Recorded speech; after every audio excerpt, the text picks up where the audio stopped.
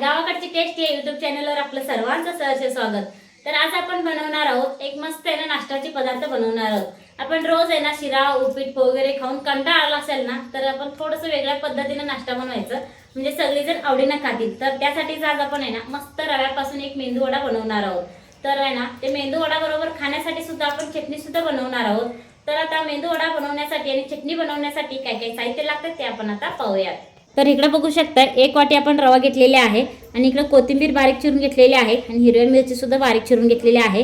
आणि इकडे चटणीसाठी आहे ना इकडे बघू शकता हे खोबरं घेतलेले आहे, भरपूर खोबरं घेतलेले आहे आणि इकडे फुटाणा डाळ घेतलेली आहे आणि इकडे शेंगदाणे घेतलेले आहे, कच्चे शेंगदाणे घेतलेले आहे, कोथिंबीर, हिरव्या मिरची, आलं लसूण घेतलेले आहे आणि आपल्याला ना मीठ पण लागणार आहे आणि त्याबरोबर तेल सुद्धा। हे बघा आता इकडे कढई सुद्धा गरम झालेलीच आहे। तर त्यामध्ये आपण घालूया एक चमचावर आपल्याला तेल घालायचं, जास्त पण नाही घालायचं, एक चमचाच घालायचं। तर आता आपण आहे ना हे तेलामध्ये आपण घालूया इकडे आपण हिरव्या मिरची हे चिरून घेतलं होतं ना ते घालायचं आहे। दुसरं आपल्याला ह्यामध्ये काहीच घालायचं नाही, फक्त आपल्याला हिरव्या मिरची तेवढंच घालायचं आहे। थोडंसं आपण हे मिरची परतून घेऊया म्हणजे मऊ होईल थोडंसं। हे बघा आता मिरची थोडंफार मऊ झालेली आहे। तर आपण आहे ना ह्या वाटीप्रमाणेच आहे ना आपण रवा मोजून घेतलेला आहे एक वाटी। तर आहे ना ह्या वाटीप्रमाणेच आपल्याला 2 ते 2.5 वाटी पाणी घालायचं।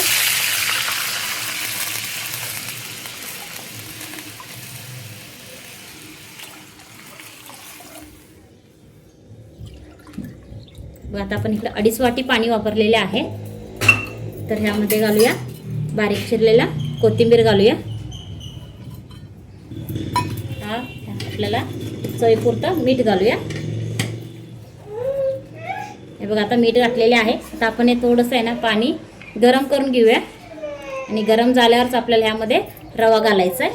हे बघा आता बघू शकता चांगलंच आहे ना पाण्याला सुद्धा उकळी आलेली आहे। तर आपण ह्यामध्ये घालूया आपण इकडे 1 वाटी हे रवा घेतलेले आहे। तर आपण हे सगळं थोडं थोडं घालूया रवा आणि मिक्स करून घेऊया। एकदम पण घालायचं नाही, गाठोड होऊ शकते, त्यामुळे थोडं थोडंच घालायचं आणि मिक्स करून घ्यायचं।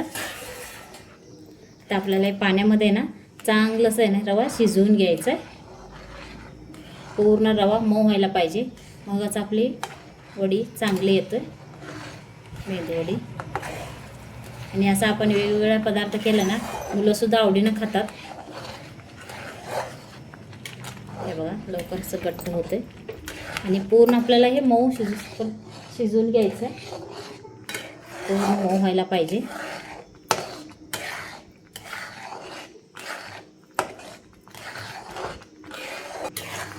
हे बघा आता थोडंफार आता मऊ झालेले आहे।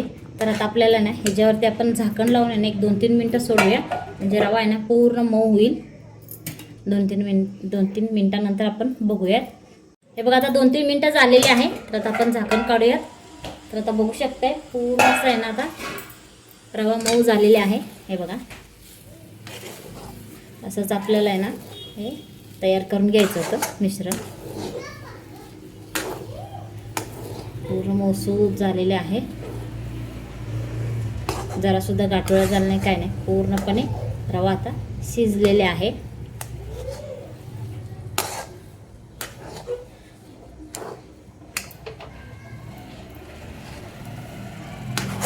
याच पद्धतीने आपल्याला हे करून घ्यायचं। तर आता आपण आहे ना हे ताटामध्ये काढून घेऊयात।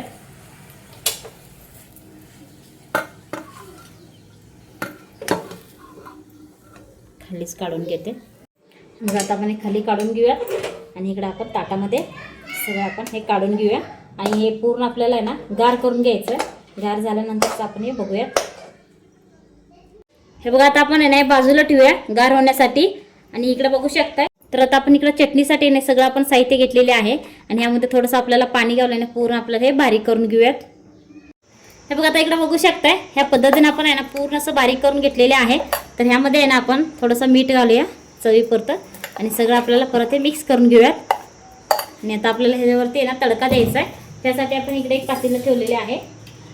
तर त्यामध्ये आपण घालूया 1 चमचाभर तेल। आता तेल आपल्याला चांगलंसं गरम करून घ्यायचं।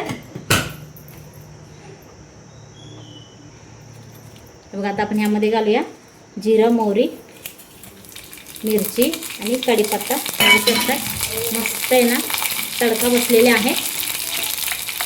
चला तर चांगलं असं परतलेले आहे. मस्त तडका तयार झालेला आहे. तर आता आपण इकडं चटणीवरती घालूया.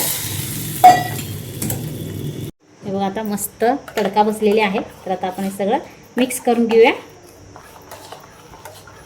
बघू शकता मस्त आपली चटणी आहे ना तयार आहे. दिसायला पण छान दिसतो आणि खायला तर आहे ना मस्तच लागणार आहे. बघू शकता. तर आता आपण ही चटणी तर आता तयार झालेली आहे. तर आता आपण हे बाजूला ठेवूयात.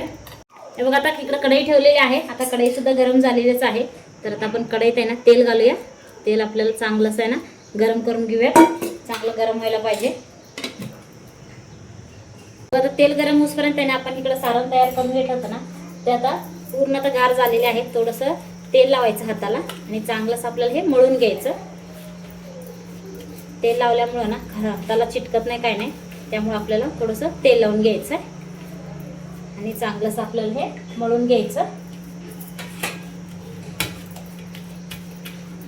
पूर्ण असं मौसूद व्हायला पाहिजे.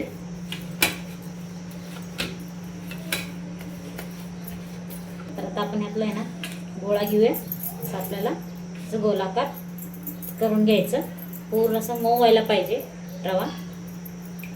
हे बघा ह्या पद्धतीने करून घ्यायचं आणि थोडंसं असं चपटं करायचं आणि हात आहे ना बोट घालून असं फिरवून घ्यायचं.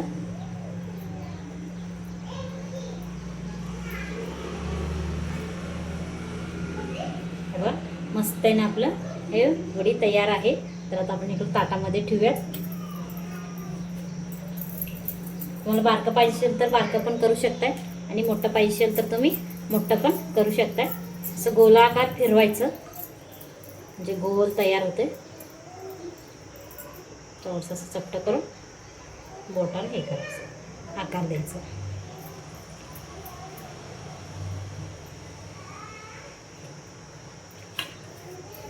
सगळं आपल्याला ह्याच पद्धतीने करून घ्यायचं. आणि ह्या पदार्थ बनवायला काही जास्त वेळ लागत नाही काय नाही. कमी वेळेत झटपट होणारी रेसिपी आहे आणि सगळ्यांना आवडणारी पण आहे. वाटणार पण नाही. आम्ही हे रव्यानं बनवलेलं आहे. तेवढं चांगलं लागतं. तर आपण ह्याच पद्धतीने ना हे सगळं तयार करून घेऊयात.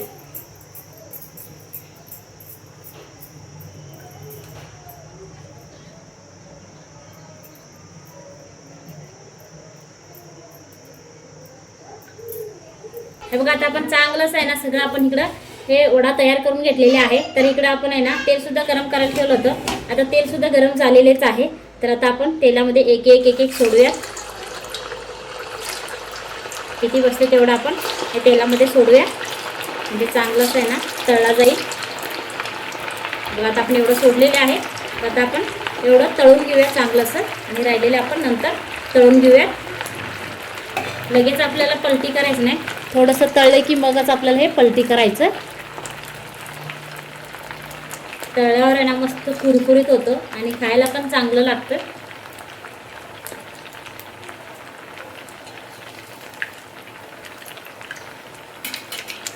हे बघा आता थोडंफार तळलेले आहे. तर आता आपण एक एक करून आपण आहे ना पलटी करून घ्यायचं आपल्याला आणि चांगलंसं तळून घ्यायचं.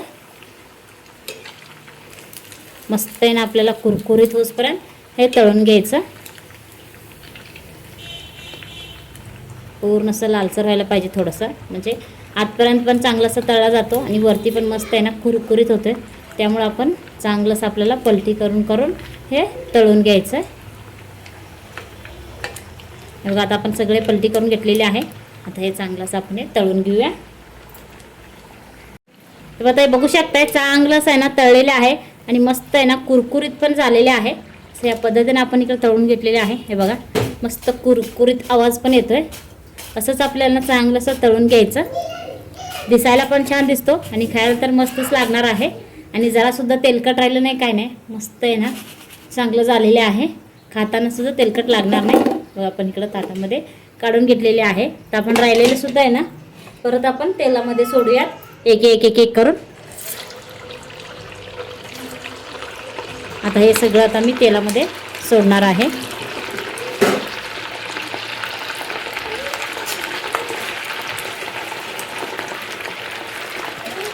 आता हे सुद्धा आहे ना आपल्याला चांगलं असं तळून घ्यायचं आहे. मस्त आपल्याला पलटी करून करून आहे ना तळून घ्यायचं. ते बघा हे सुद्धा आहे ना चांगलं असं तळलेले आहे, बघू शकताय. मस्त कुरकुरीत पण झालेले आहे, दिसायला पण छान दिसतो आणि खायला तर मस्तच लागतो. आणि जरा सुद्धा तेलकट नाही, काय नाही, मस्त लागणार आहे. तर आता आपण हे सगळं काढून घेऊया.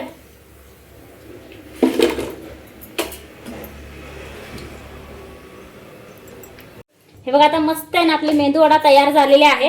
तर इकडे चटणी सुद्धा तयार झालेलीच आहे. तर आता आपण हे प्लेट करून घेऊया. इकडे बघू शकता मस्त चटणी तयार आहे. आणि इकडे आपण मेंदू वडा घेऊयात.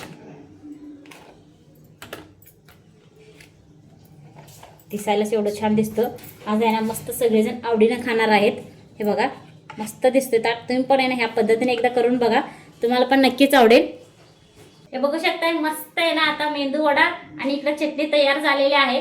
दिसायलाच एवढं छान दिसतोय आणि खायला तर मस्तच लागणार आहे.